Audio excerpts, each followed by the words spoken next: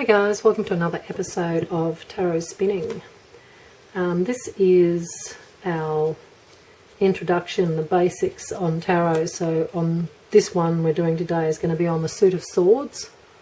So we'll skip right into it, and like last time, this is my personal opinion. So it's virtually a bit textbook, but it's also a bit of what I think as well. So not everybody, if it doesn't resonate with you, well, that's fine too. So we'll get started. We'll start out with the Ace of Swords. We're using the A.E.WaiteTarot deck, which is a very common set. Sorry about the mirror shine. I don't have... The only other set of these I've got are really tiny, so that this is a bit bigger, at least you can see them. Oh, Ace, 2 and 3 of Swords, and 4 of Swords. So we'll get those guys out first. Just quickly before we start, the Swords deck is all to do with the element of air. So with the element of air, it has also a little bit of that, depending on how the readings are going and what you're doing. You've got the star signs that line up with air, which is Gemini, Libra, and Aquarius. So they can sometimes play a part when you're doing the readings, how those star signs could fit in amongst it. But again, don't make it too complicated. We're only going to do the upright of these cards. I'm not doing the reversed because 78 cards is a fair lot to learn. You want to learn the reverse, that will, yeah, I would say, pro tip, just do the upright first and get that organised and feel comfortable. Then you can chase up and go into the reverse side if you like to. And yeah, this is the element of air. So these cards very much are to do with the mind, the thoughts and the thinking of the mind. We did cups last week, and of course it's all emotions, so it's all watery. This is air, so it's all thought. So we start out with the Ace of Swords. With the Ace of Swords you have an idea or information or a thought coming in, and it's coming out of divine. It's coming out of, like in the picture here, it's the hand coming down from the heavens like divine. And these little, they're someone's tears, but it's just a symbol of the divine, that this is a divine intervention, like something stepping into your path and putting this and offering you this. It can be news and information that comes in the form of a big opportunity or a whole. It's quite an exciting, it's got a very exciting, there's no lightning bolts in this card, but it feels like that when you see it in a read. It's fairly exciting energy. It's quite a, ooh, there's something, and it's to do with fate, destiny, karma. There's all a bit of that in it as well. Then we skip on to the Two of Swords. Two of Swords is temporary peace. There's a storm brewing out the back there, but at the moment, this has very much got a little bit to do with like the balanced scales of justice, but her arms are folded and she's blindfolded, like the justice symbol is with the scales, you know, the ones in front of the courthouses. But to me, she's always in two minds. She's always, the decision's a bit split. She's undecided. There's a storm brewing, and there's thoughts and energy running around and around, that things, not everything's being seen because there's a blindfold on. Not everything's being shown to you, or not everything's available at the moment. It's a try and sit amongst the storm. You're trying to sit and hold on, and you're in two minds. You've got decisions to be made. There could be legal, always a lot to do with, a lot of these cards are to do with legal or documents or contracts. That would be one where you'd be watching and making sure, like the picture paints these stories for you to read from the actual picture. That's why this deck's great to use, because it's the original imagery. So anyway, skip straight into the Three of Swords, and as it depicts in the picture, it's all cloudy, it's raining, there's a heart, which is your heart, and the swords all stab through it, which is quite a bleak looking card. But being it's in the element of air, it's a passing phase, like anything. It, you know, that too shall pass. You know, nothing's permanent. But it is the card of, it can be a bit of betrayal, heartache, pain, anguish, quite upsetting, and it's usually through from other means. It's not from you personally, it's usually an attack on some level. No one's actually attacking you, but they can be saying things with their words, their actions, and it's quite an upsetting heartache because, you know, stabbed in the heart there. Then we go to the Four of Swords, and the Four of Swords in the picture here depicts somebody having a lie down, and it's convalescence, it's recovery, it's withdrawal, it's having to have a rest, or sometimes it's mental exhaustion because you're physically lying down because you have to, but mentally you've overdone it mentally to be into this state of exhaustion. So, and this card always shows somebody who looks like they're actually dead to me, but that's probably how you're feeling because you've overdone, the brain's overdone it, and you need to have some time out and reassess and give yourself a break. It's the only way to put it. So they're the first four.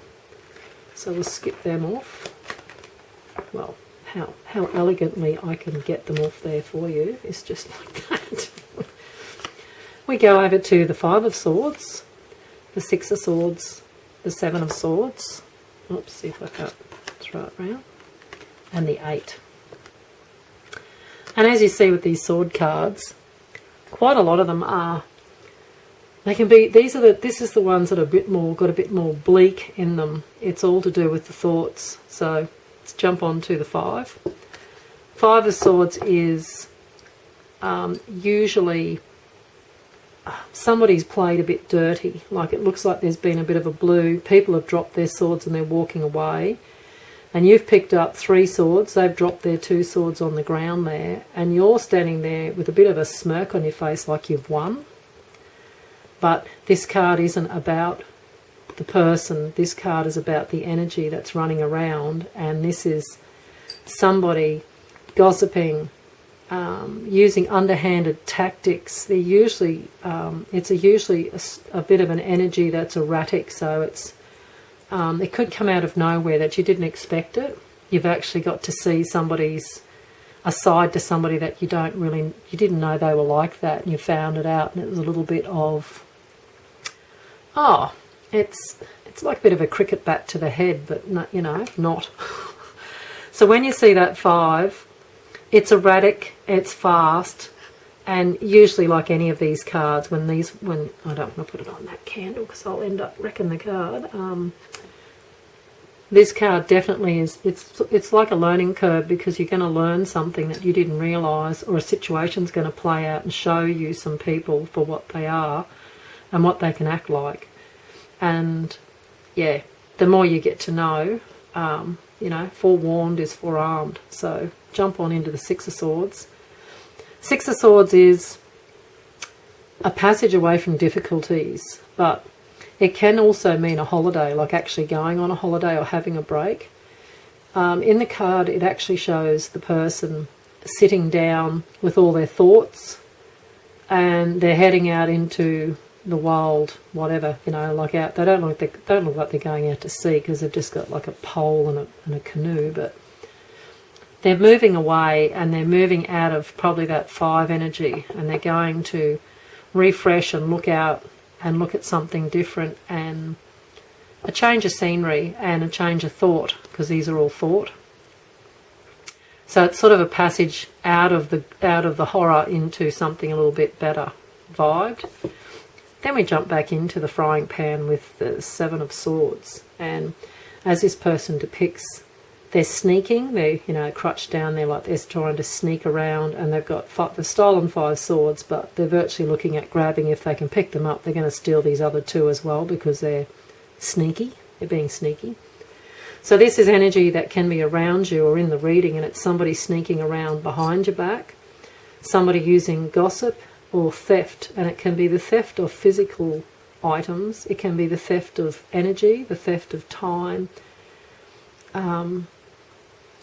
just anything a bit dodgy and sneaky. And the person thinks they're getting away with it, and it's the card's warning you that that's happening or it's around you. And it doesn't have to be a person either. It can actually be that you're wasting your time, or you're wasting your energy or your money or anything on something, and you should be looking at, this isn't really right, and I've got to sort of wake up and look at, this isn't really suiting.